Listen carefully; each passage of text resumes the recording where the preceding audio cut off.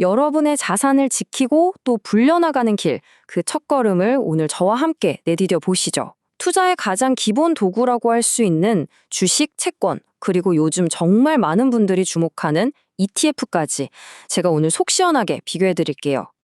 자, 그럼 본격적으로 시작해 볼까요? 투자를 하려고 마음먹으면 정말 뭐부터 해야 할지 막막하잖아요. 괜찮습니다. 오늘 바로 그 고민을 덜어드리려고 제가 있는 거니까요. 여러분의 투자 도구함에 꼭 필요한 핵심 도구 3가지, 그 사용법을 지금부터 하나하나 알려드릴게요. 뭐든지 기본기가 제일 중요하잖아요. 투자도 마찬가지입니다. 이 3개를 떠받치는 2개의 큰 기둥이 있는데 그게 바로 주식과 채권이에요. 이 둘의 차이만 확실히 알아도 투자의 절반은 먹고 들어가는 겁니다. 자, 그럼 먼저 주식부터 한번 볼까요? 이거요, 아주 간단해요. 주식을 산다는 건 말 그대로 그 회사의 한 조각을 사는 거예요. 그러니까 내가 그 회사의 주인이 되는 거죠. 부분적으로요. 이런 사람을 우리가 주주라고 부르는 거고요. 회사가 잘 돼서 돈을 벌면 나도 주인으로서 그 이익을 함께 나눠 갖는 그런 개념입니다. 채권은 반대예요. 이건 내가 돈을 빌려주는 개념이거든요. 정부나 회사가 돈이 필요할 때 저희한테 돈 좀 빌려주세요. 대신에 정해진 날짜, 이걸 만기라고 하는데 이 만기가 되면 원금에다 이자까지 쳐서 꼭 갚을게요. 이렇게 약속하면서 써주는 증서가 바로 채권인 거죠. 그러니까 채권을 선 사람은 주인이 아니라 돈을 빌려준 채권자가 되는 겁니다. 자, 이 표를 보시면 둘의 차이가 확 느껴지실 거예요. 이게 진짜 재밌는 부분인데요. 주식은 뭐죠? 회사의 성장에 같이 올라타는 소유권이에요. 좀 공격적이죠. 반면에 채권은 약속된 이자를 따박따박 받는 빌려주는 개념, 안정성을 추구하는 거죠. 여러분은 모험을 즐기는 스타일이세요? 아니면 좀 안정적인 걸 좋아하세요? 바로 이 성격 차이가 모든 투자 전략의 출발점이 되는 겁니다. 주식하면 역시 가장 먼저 떠오르는 게 대박의 가능성, 이 높은 수익률 아니겠어요? 회사가 막 혁신적인 제품을 내놓거나 실적이 빵 터지면 주가가 정말 로켓처럼 솟구칠 수 있잖아요. 여기서 시세 차익을 얻거나 회사가 번 돈의 일부를 배당금으로 받기도 하고요. 근데 항상 좋은 점만 있는 건 아니죠.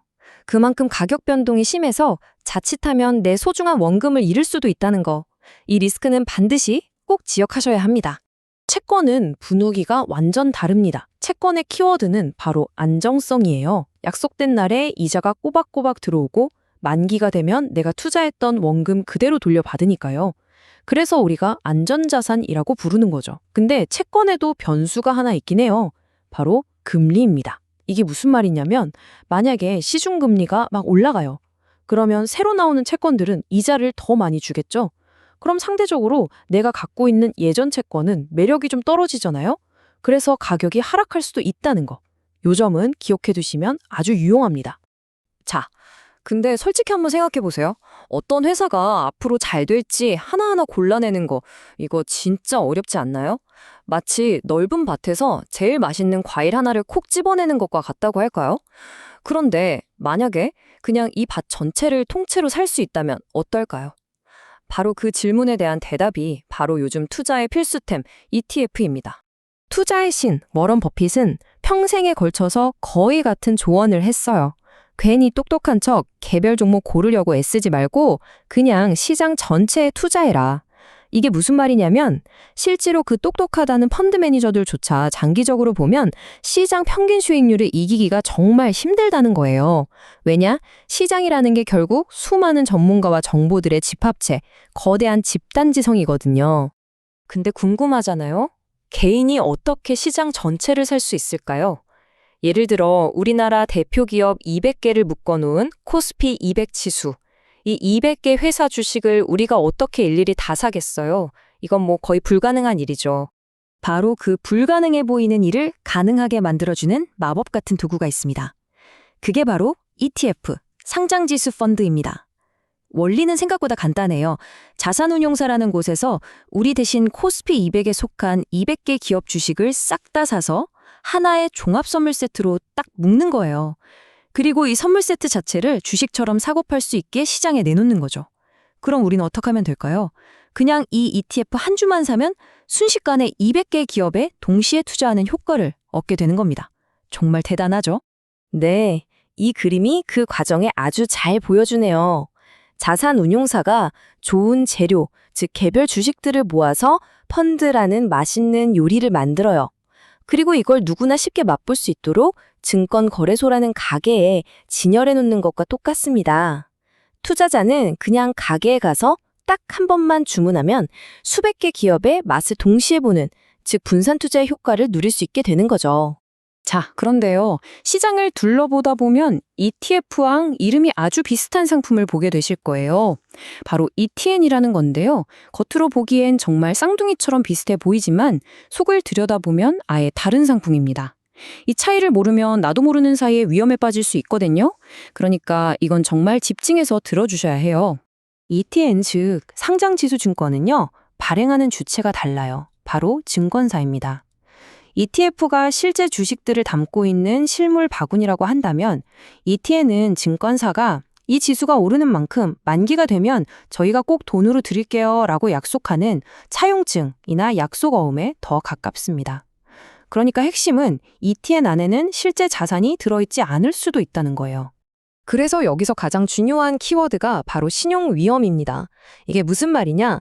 ETF는 그 안에 담긴 실제 주식들을 우리 돈이 아닌 별도의 안전한 금고, 즉 신탁회사에 보관을 해요. 그래서 만에 하나 운용사가 망하더라도 내 자산은 안전하게 지켜집니다. 하지만 ETN은요, 발행한 증권사의 약속 하나만 믿고 가는 거예요. 만약에 그 증권사가 부도가 나면 그 약속은 그냥 종이 쪼가리가 될 수도 있다는 겁니다. 이게 둘 사이의 가장 결정적인 차이점이에요. 꼭 기억하세요. 자, 지금까지 우리는 주식, 채권, ETF, 그리고 ETN까지 네 가지의 아주 강력한 투자 도구들을 살펴봤습니다. 그럼 이제 가장 중요한 질문이 남았죠? 그래서 나한테 맞는 도구는 대체 뭘까? 그 선택은 전적으로 여러분의 투자 목표, 그리고 내가 어느 정도의 위험을 감당할 수 있느냐에 달려 있습니다. 나는 좀 위험해도 괜찮아. 특정 기업의 폭발적인 성장에 올라타고 싶어 하시면 주식, 나는 따박따박 안정적인 현금 흐름이 좋아 하시면 채권이 맞겠죠. 아, 복잡한 거 싫고 쉽고 편하게 분산 투자하고 싶어 하시는 분들, 특히 초보자분들께는 ETF가 정말 좋은 시작이 될 수 있고요. ETN은 원유나 농산물처럼 ETF로는 투자하기 좀 까다로운 자산에 투자할 때 유용한 선택지가 될 수 있습니다. 결국 모든 투자는 바로 이 질문으로 돌아와야 합니다. 나는 왜 투자를 하는가? 단기간에 높은 수익을 내고 싶으신 건가요? 아니면 10년, 20년 뒤에 우리 아이 학자금이나 나의 편안한 노후를 위해서 준비하는 건가요? 이 목표가 분명해야만 나에게 맞는 도구를 제대로 고를 수 있고 시장이 막 흔들릴 때도 멘탈 잡고 원칙을 지켜나갈 수 있는 힘이 생깁니다. 오늘 우리는 투자의 가장 기본적인 도구들을 하나씩 살펴봤습니다. 하지만 이거 하나만은 꼭 기억해 두세요. 세상에 완벽한 투자 방법이나 이것만 사면 대박 난다는 정답 같은 건 없습니다. 진짜 최고의 도구는 바로 여러분 자신만의 원칙입니다. 오늘 배우신 내용을 바탕으로 여러분만의 투자 목표와 원칙을 세우고 꾸준히 그 길을 걸어 나가는 것, 그것이야말로 여러분의 소중한 자산을 지키고 키워나가는 가장 확실하고 강력한 힘이 될 겁니다.